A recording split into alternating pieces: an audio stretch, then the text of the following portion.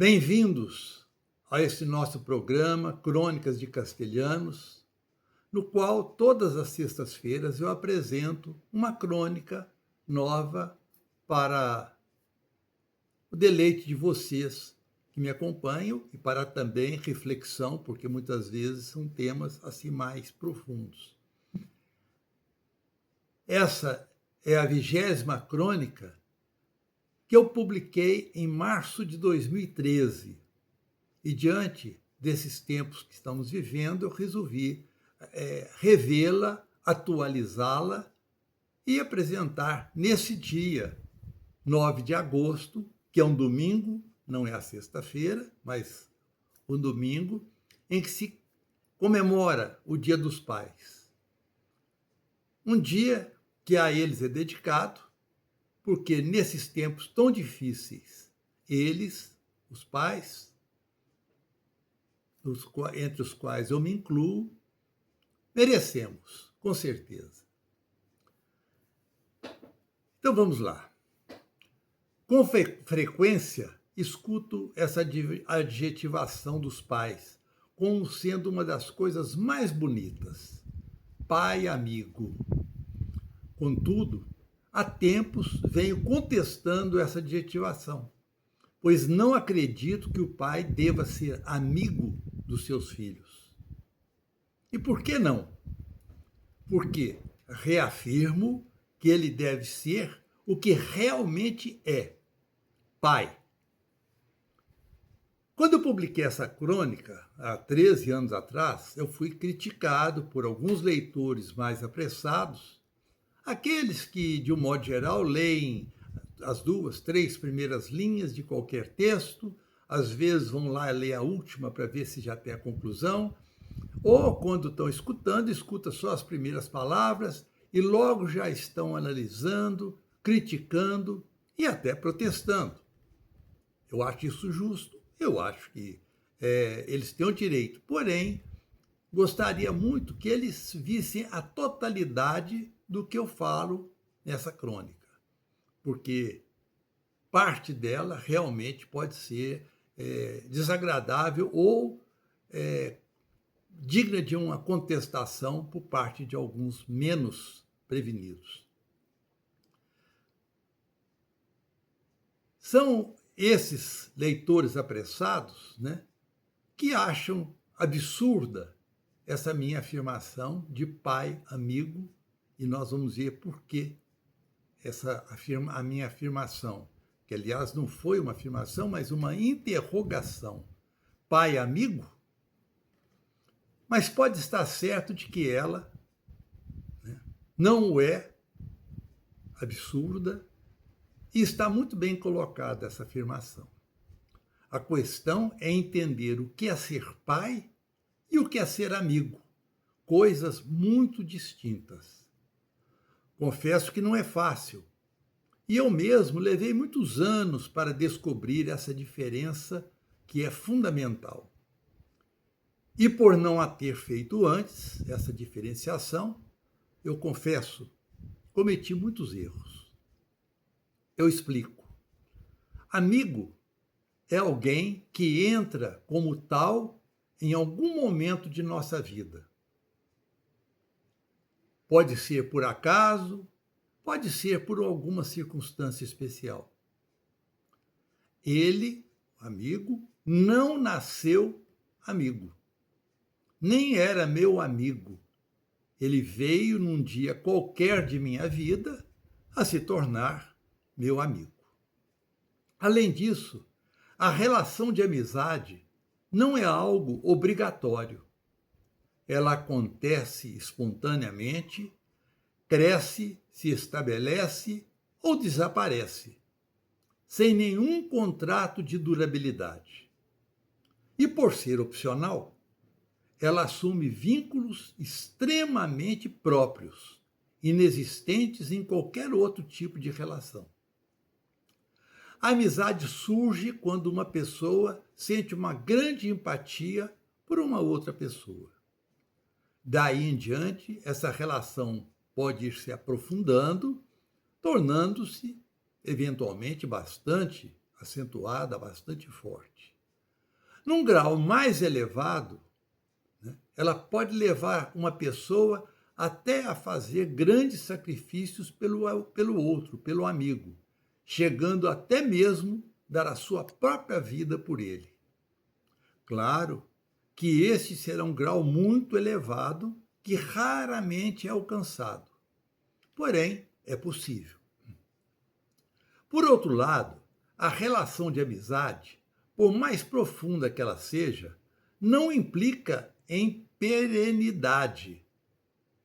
Ela não implica em perenidade, apenas em sinceridade.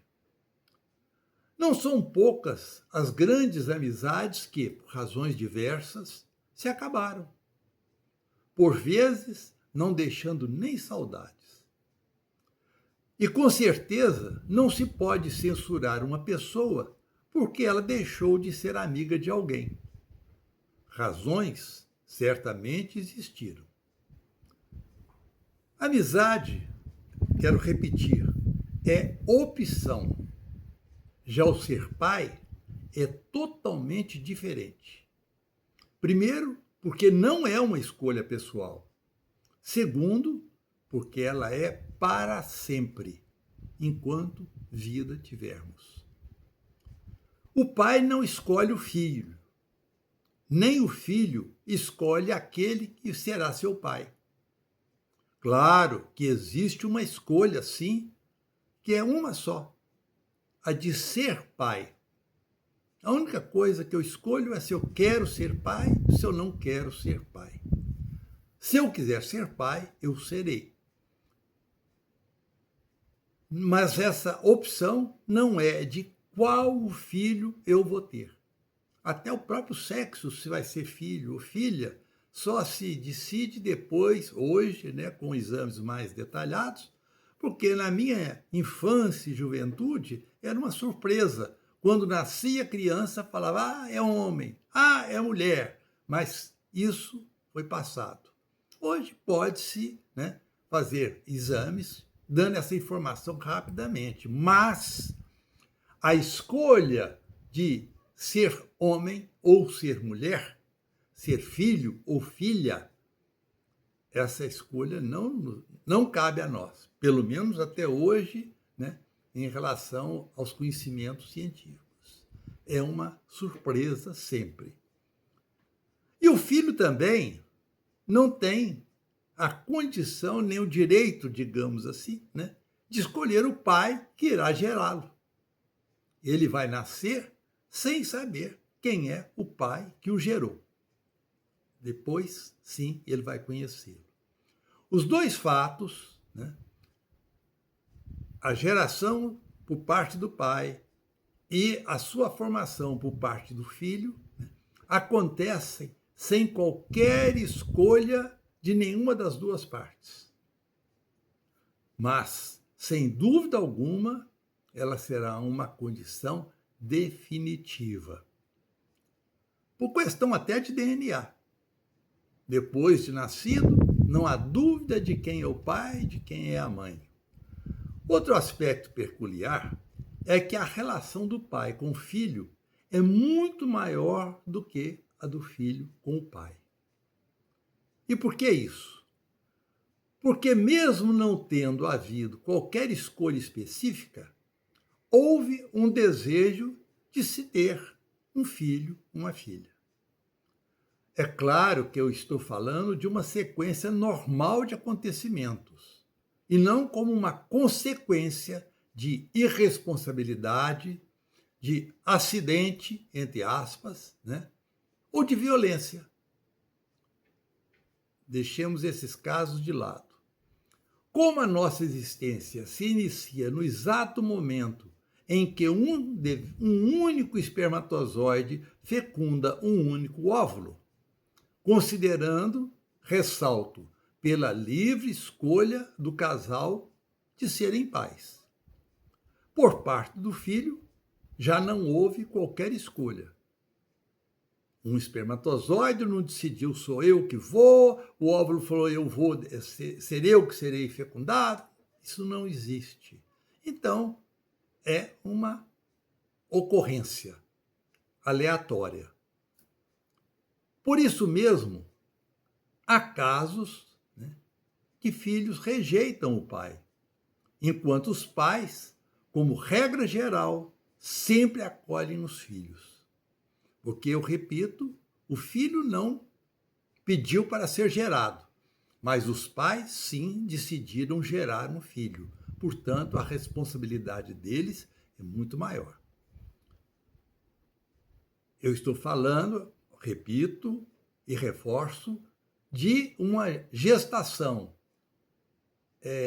ocorrida amorosamente e desejada e concretizada pelo casal. Nessas circunstâncias, uma futura rejeição do filho pelo pai só acontece quando o comportamento do filho extrapola todos os limites do tolerável. Mesmo assim, sempre existe a possibilidade do perdão do pai, porque a ligação paterna nunca se extingue completamente. Basta lembrarmos daquela bela parábola contada por Jesus Cristo do filho pródigo, aquele que abandonou a família, foi para aventuras desastrosas e depois, arrependido, volta. E qual foi a atitude do pai? Não repreendeu, não fez restrições, apenas abraçou seu filho e mandou dar uma festa porque ele tinha voltado. Essa é uma atitude de um pai. Por ter gerado filhos, o pai tem muitas e grandes obrigações com eles. E quase sempre procuram cumpri-las. Alguns até ultrapassam. Quais são essas obrigações? Em primeiro lugar, amar o seu filho. Depois, alimentá-lo, criá-lo, educá-lo e prover a sua subsistência até que um dia ele tenha condição pessoal e razoável para se prover autonomamente. Isso não significa que o pai não deva sustentá-los por toda a vida, especialmente quando os filhos não se cuidam ou se cuidam mal para se tornarem independentes. Então, não é obrigação dos pais cuidar dos filhos indefinidamente.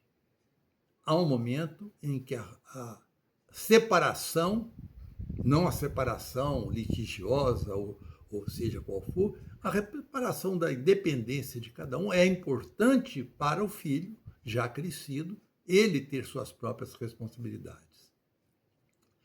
Entretanto, existem alguns filhos que, em suas fantasias, acreditam que poderão curtir a vida sem qualquer preocupação, pois o papai arcará com todas as minhas despesas sempre. É o pensamento errôneo desses filhos. Se isso acontece, será por uma distorção de caráter dos filhos, mas também uma distorção de caráter do seu pai. Isso é muito importante ressaltar.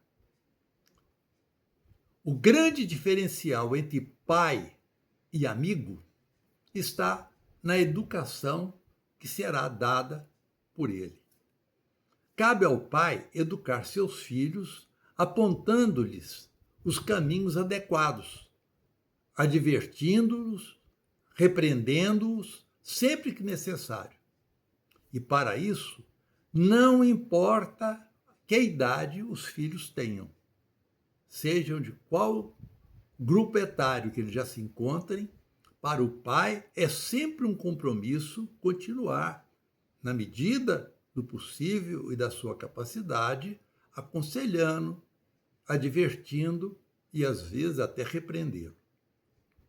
Sem dúvida, para o pai, isso é uma tarefa hercúlea e interminável, para a qual ele deve se preparar bem, antes mesmo de gerar um filho, pois não é uma coisa que se aprenda instintivamente, muito menos do dia para a noite. Hoje, infelizmente, vemos jovens gerando filhos sem ter nenhuma noção até da própria vida e do que quer ser, o que vai ser.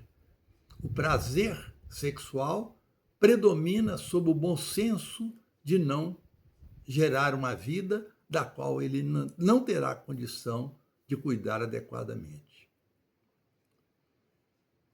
Um detalhe importante é que nesse processo do pai educar, argumentar, ajudar, tudo isso é indispensável nesse relacionamento a participação efetiva da mãe. Ou seja, ela nunca vai competir com o pai, muito menos discordar dele ostensivamente na frente do filho. Porque com isso, muitas vezes, ela o desautoriza, criando um clima muito ruim para a criação e educação dos filhos. Por isso, a futura mãe deve também se preparar para tal, sendo companheira permanente e respeitosa, e o mesmo exigir dos familiares mais próximos que convivam com eles. Essa obrigação paterna é muitas vezes mal compreendida, sendo-lhe atribuída a pecha de não ser amigo do filho, especialmente quando ele faz exigências, dá normas e impõe restrições. Como eu já disse, pai não é amigo, é pai. E há uma diferença enorme entre as duas condições. Como tal, ou seja, como pai, ele tem o dever de enfrentar todas as resistências, todos os desagrados que possa estar provocando, negando quando for necessário negar, e sempre colocando limites adequados para seu filho. Entretanto, ele nunca deve perder de vista e estar sempre muito bem consciente de que tudo isso deve ser feito por amor e com amor, e não com autoritarismo. Afinal, a autoridade paterna é indispensável, porém sem grosserias e truculência. Uma rigidez de autoridade até um certo limite é necessária, porque muita laxidão faz com que, às vezes, até os filhos tomem conta do pai e fazem o que querem. Um amigo, por mais amigo que seja, não tem a obrigação de fazer isso que o pai faz. E se o fizer, por ser um amigo muito especial, ele ainda corre o risco de comprar uma briga e acabar com a amizade. Porque, às vezes, aquele seu amigo que ele está querendo ajudar e orientar não aceita aquilo e toma, inclusive, como uma ofensa. O pai não tem nem pode ter medo de desagradar. A sua função deve ser cumprida com responsabilidade, com amor, repito, porém sem a preocupação de estou desagradando a meu filho, ou desagradando a minha mulher, ou as tias, etc. Ele não tem que agradar ninguém. Ele tem que cumprir a sua função de uma maneira digna, ética e permanente. O pai que se comporta como amigo, ele se degrada, pois abandona toda a grandeza e responsabilidade de ser do seu verdadeiro papel. Amigos tratam-se mutuamente de igual para igual. Claro, eles o são. Já pais e filhos podem e devem ter um relacionamento muito cordial, muito mais afetivo do que entre amigos. Porém, nunca de igual para igual, porque eles não o são. O pai deve, e quase sempre o faz, acolher seus filhos nas dificuldades, mas não necessariamente concordando com eles, apoiando seus erros, justificando suas faltas e ilegalidades e favorecendo-os nas suas irresponsabilidades. E muito menos, pois ainda será pior, assumir as consequências das besteiras que os seus filhos fizerem, evitando para eles as punições que fizeram por merecer, especialmente punições de fora, de autoridades, seja do que for.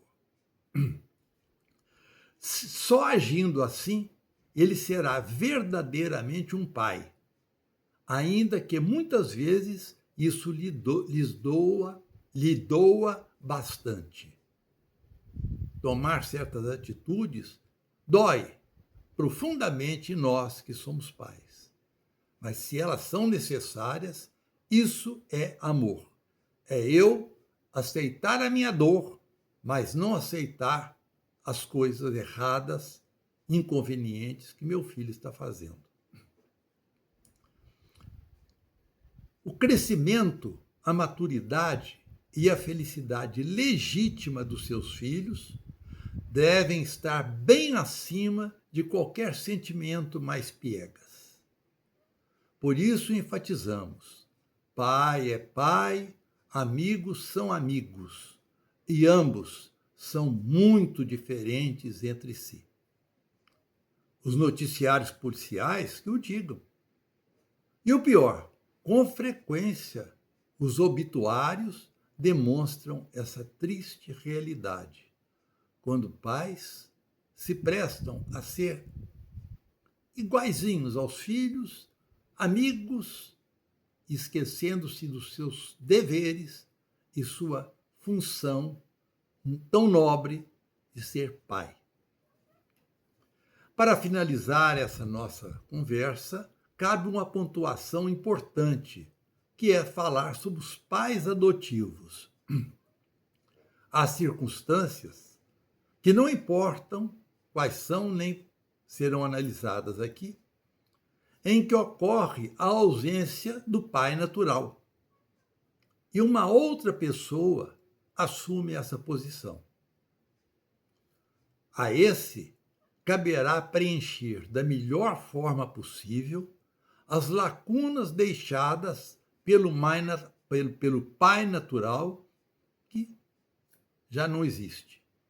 Contudo, sem entrar em qualquer forma de competição.